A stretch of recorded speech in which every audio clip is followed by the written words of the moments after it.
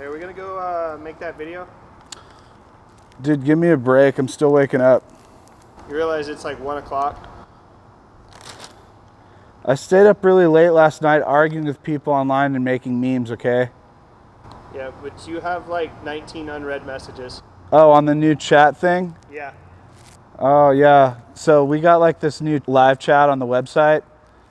Go check it out. You can talk to me directly. If I don't answer because I'm super busy, please leave your phone number and I'll text you or I'll call you. But I have no way of getting in contact with you if you don't leave your information there. So go check out the live chat. You can talk to me or other spicy singles in your area and leave your phone number. I'll get back to you.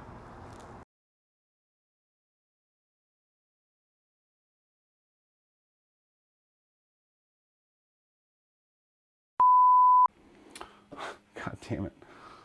Let me read it. This one's tight. What model was this? Because I don't think NOX 18. Okay. You want me to start over on the NOX 18? Yeah, I don't think you. I probably should. I'm just like all over the place. Fuck me. I'm like, wait a minute. I didn't. Wait, which model? I didn't want to do this one because it sucks. All right. Yeah. Onboard picture. Okay, so I'm gonna. I think you're gonna be busy. Yep. Sorry, I tried. I'll do that a 5th time. It is way too data heavy for me to just like fluidly go through the whole thing. Because it is a black and white only, meaning it only has 2 color palettes, white hot, black hot. Why is there's a fly flying around? God fucking damn it. All right.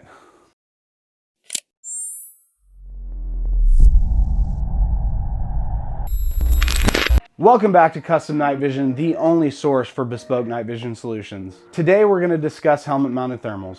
In videos in the past, we've kind of briefly gone over these. We've talked more about, I guess, general applications for helmet mounted thermals, but today we're going to go into specific detail on these 4 specific models that we have available on our website. Before we dive into these thermals, I want to go ahead and preface this with a couple general statements. In making our videos, I try not to paint us into a corner, and I do this by providing generalized information that all people can apply to their specific needs. However, with thermal technology advancing at such a fast pace in the recent years, it has become critical that we discuss its proliferation in a potential battle space. Many videos have discussed this with demonstrations outlining the effectiveness of thermal optics and the difference in capability it provides the operator. It is nearly impossible to hide from these devices. That goes both ways. In this combat environment, the side that wins or doesn't die is almost always the one that detects the other first.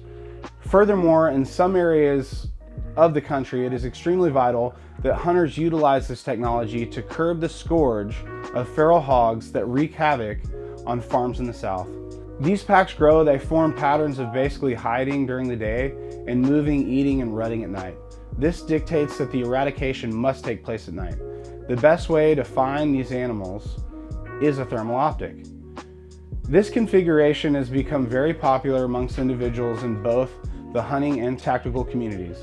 And when I say this configuration, I'm talking specifically about helmet mounted thermals in conjunction on a bridge with a night vision optic. Here are some of the less than obvious reasons for their increase in popularity.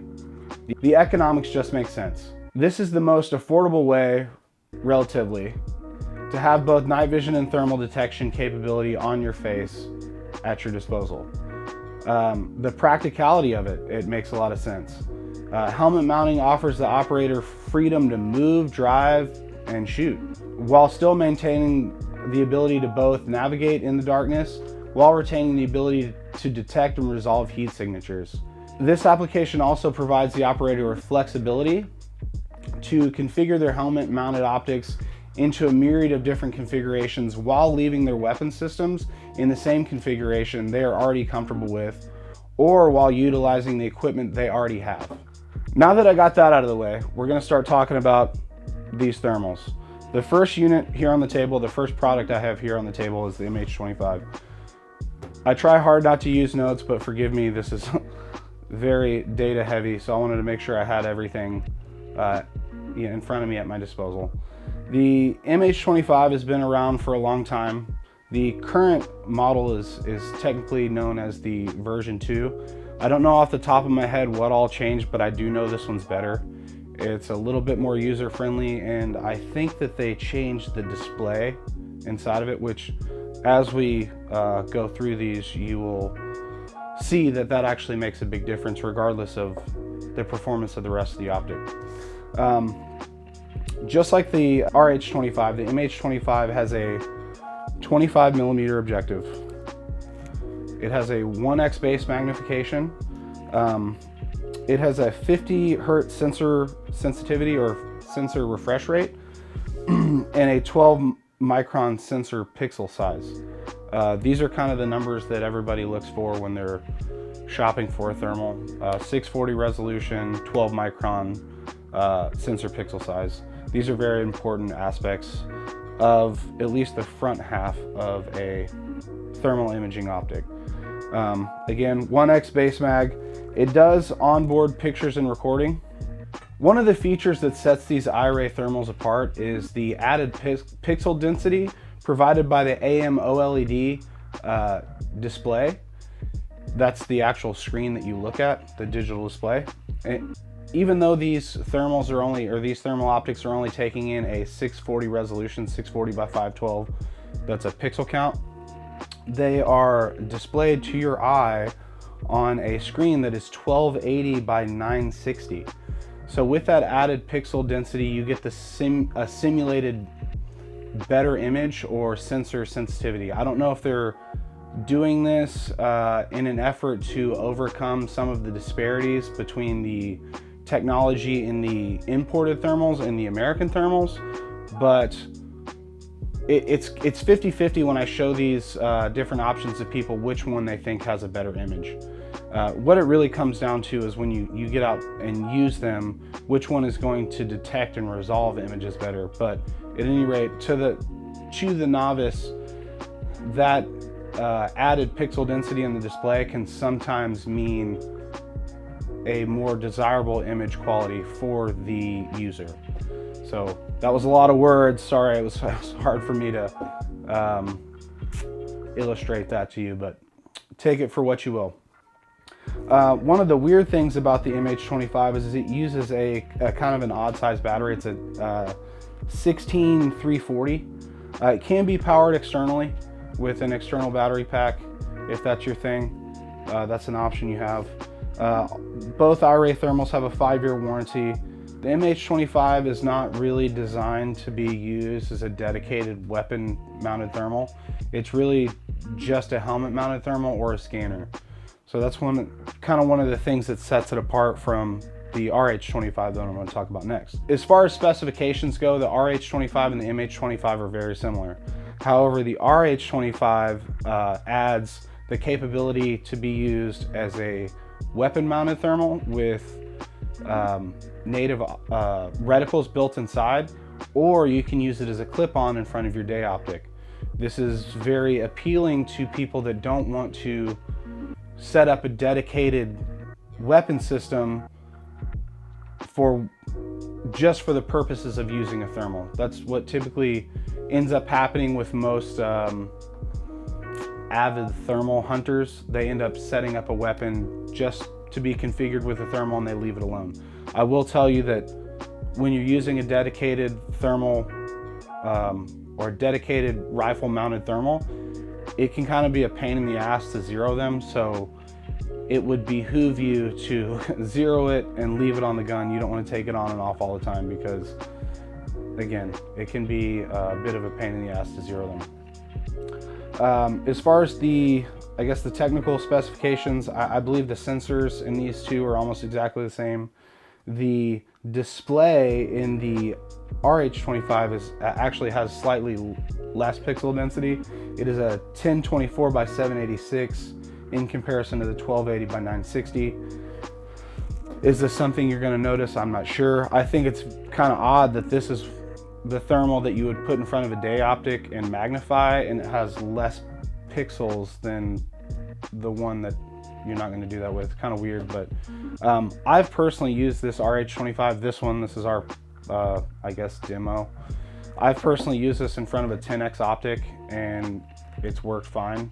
I think they're quoted to work from 1 to 6, and I mean even at 10x the image looks pretty good. I mean, it's a little pixelated, but definitely usable. It looks better than, you know, some of the 384 thermals I've seen out there, even when magnified at 10x. It does onboard pictures and recording. Both of these have 4 color palettes. One of the other advantages to the RH25 over the MH25 is it takes 18650s, which is a common size rechargeable battery.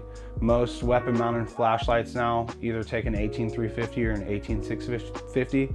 Basically, that's just an 18 millimeter rechargeable battery. You can buy these anywhere. A lot of smoke shops actually sell them because people use them in like vaporizing devices. Very common in flashlights as well, so that's very advantageous for them to set this up with a battery that's in common use. What else do I have to say about the RH25? I mean, really, it's a good option. It does a lot of things. It's kind of on the heavy side for how small it is, but we really like these a lot. These are, you know, hot sellers, very popular. The MH25 comes standard with a MUM style rail, so be advised that's just a different kind of mounting interface. It's a little bit antiquated. The RH25 does not come with provisions for a dovetail or anything like that. You have to buy that separately. We sell those on our website. It does come with a like a fixed weapon mount base, if you will, and I think it puts the center line of the optic somewhere around 1.9. Don't quote me on that. You might want to check that out. If you're going to weapon mount this, however, and use it as a clip-on, there's 2 different components that you need to buy. There's this here. It's called the pigtail, but really it's a dovetail shoe for all intents and purposes. And then there's an ADM pigtail adapter that essentially has 2 QD ADM mounts stacked on top of each other, and allows you to index this on your rifle in front of your optic and lock it in place just like any other, you know, day optic or red dot or whatever. Both of these thermals are IP67 water ingress rated. I don't know if anybody's going to be diving with these. I hope not. They weren't really intended for that, but they are more or less waterproof. Contestant number 3, the NOX18 by Nvision Optics. This is one of my personal favorites. Well, this one's my favorite, but we'll talk about why that's not realistic in a minute. Send money to me, I'm poor. Anyway, NOX18, Nvision Optics. Every professional outfitter I know that goes out and hunts every night, takes out customers, they all use one of these all the time. I'm talking 6 to 8 hours a night. They swear by them.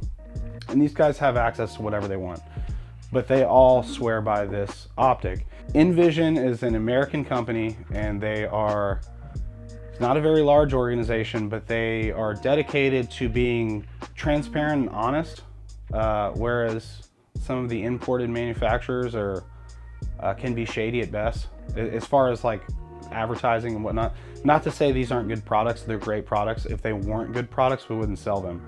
This optic offers an 18 millimeter objective, made of germanium, of course. All of them use germanium objectives, but the resolution is 640 by 480, whereas these are 640 by 512. You're giving up a little bit in the vertical axis as far as pixels. However, it's still a 12 micron sensor. I don't know if I mentioned this, all 1x base magnification, all these optics on the table. I will say that it is subjective. Some people will not agree with me, but I feel like when actually using these for many hours and many different occasions, which I've done with all of these, this particular optic, and we're not, again, I'm excluding this one. This one's like a bonus for y'all. This offers better performance in my opinion. Even though the display is not as nice as the display in these iRay devices, I feel like it has better detection. at further distances, even at 1x, I'm getting a better, a more usable image as far as like actually resolving things that I can make out as an animal, or you know, something that isn't something I'm going to shoot at, if that makes any sense. These are really good, American made. I don't think I've talked about pricing at all. Did I don't think I covered that. MH25, it's like $4,000. RH25, it's like $59.99 without mounts and accessories. The Nvision NOX18 is $61.95, so not a huge departure in price. The NOX18 includes an OLED display that's 640 by 480. That is the same pixel density as the thermal image sensor. Because the NOX18 only offers two color palettes, black hot or white hot, it is a black and white display. I don't know if that means that it is higher performance, but I have to imagine that if it only has black and white capable pixels, that's probably what leads to a slightly faster refresh rate. The NOX18 operates on either a CR123 or an 18650. This is a big plus over the MH25. It does include both a dovetail mount for helmet mounting and an ADM Picatinny mount for weapon mounting. These come already installed on the device. You don't have to do anything extra.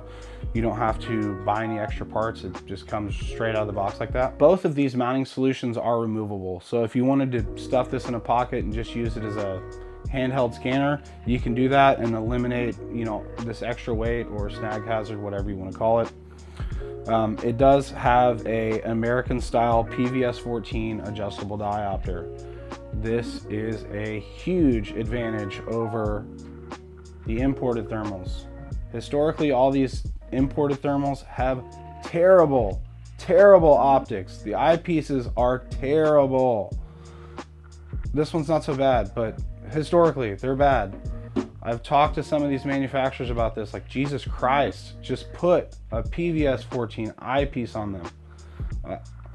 I guess you can't really do that on an RH25 because a PVS 14 has an image offset built into it so that when you use it in binoculars, it can be collimated. So that would probably make it difficult to use it as a clip-on because of image shift and blah, blah, blah, blah, blah. I'm not gonna go down that rabbit hole. It's super nerd stuff, but at any rate, when using it helmet mounted or, as a weapon mounted optic, this eyepiece provides excellent eye relief. It provides excellent adjustment for the prescription of your eyes. This is the model that they should all be based on. At any rate, I love the NOX18 for the price. In my opinion, you can't beat it. These are also very good, priced accordingly. The last contestant on the table, we're reaching into the realms of unobtainium. This, if you know what this is, you know what it is. It's pretty cool. This is a Skeeter. This is made by Trijicon. This is the only, as far as I'm aware, the only thermal device on this table that has actually been sold to the US government and meets some sort of mil spec. This thing kind of fits a bunch of roles similar to the RH25, but it does it way better. It's also like 4 times as expensive, but on paper, I guess the specifications and performance of the Skeeter are very similar to the Nvision NOX18 because they both use the same BAE 640 core and the same OLED display. They look very similar in, I guess, similar settings, like in a fixed application. However, the optics on this Skeeter were designed to be used in conjunction with a day optic, similar to the RH25, but much better. The Skeeter comes with this Wilcox mount that's pretty cool. So you have a dovetail shoe on the monocular that interfaces with this Wilcox flip to side mount. And what this allows you to do is to put this in front of your day optic, EOTech, 1:6 LPVO, what have you, whatever you're using. And when you don't need thermal detection capability, You can push this button and flip it out of the way, or you can just completely take it off of your rifle. It's a lot easier when it's mounted on a gun, give me a break. And, you know, put it on a bridge, put it on your helmet, put it in a pack. It is substantially smaller and lighter than the other options on the table. It is small with an O. It's little. The eyepiece is great. I know I spoke a lot about the PVS 14 eyepiece. I kind of exclude this one from consideration just because it's so expensive and so niche. I think we have these for sale on our website for $16,500. So that's a little bit more than most people want to spend. But the people that do use these love these. A lot of very serious hunters, guys with tactical applications, police officers, you know, people that have the government paying for their equipment, this is what they're going to get. The Trijicon Skeet IR includes a 19mm germanium objective. It is, again, 640 by 480, 30 or 60 hertz center dual refresh rate. It is 12 micron, 1x base magnification. One of the big features that sets us apart from the other offerings on the table is it has an integrated IR laser. Why this is important?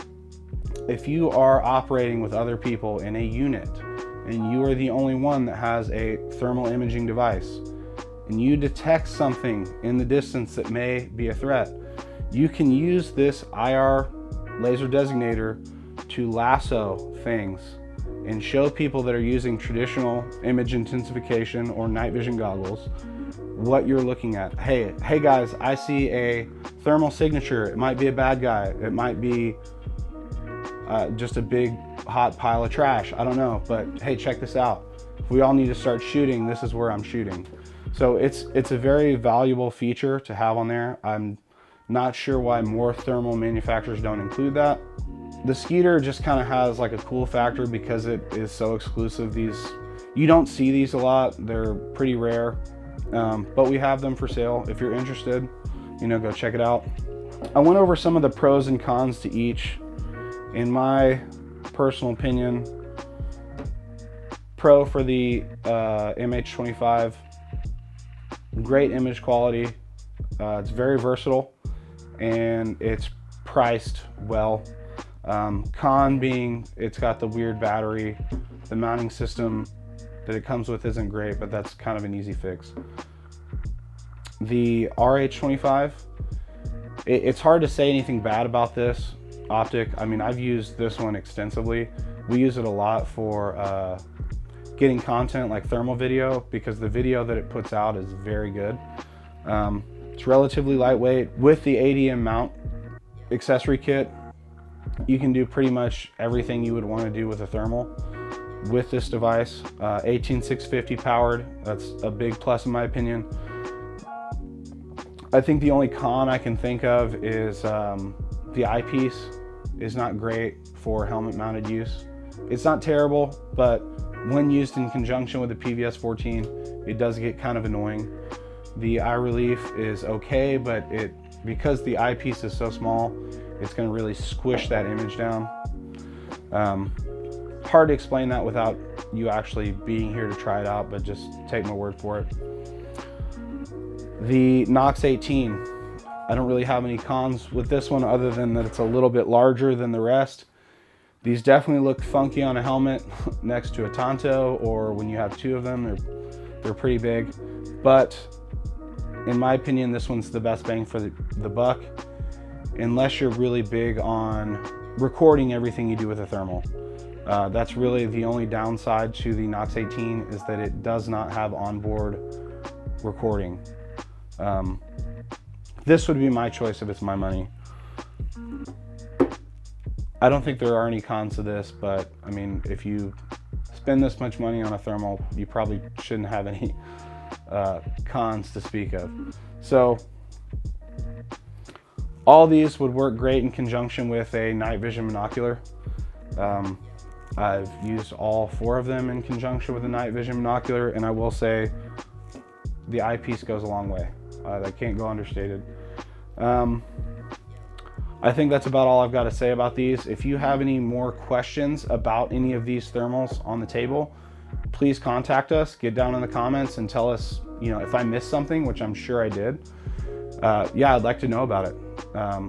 Like and share our videos and subscribe to our channel. It really helps us keep this going. So thanks, y'all have a great day.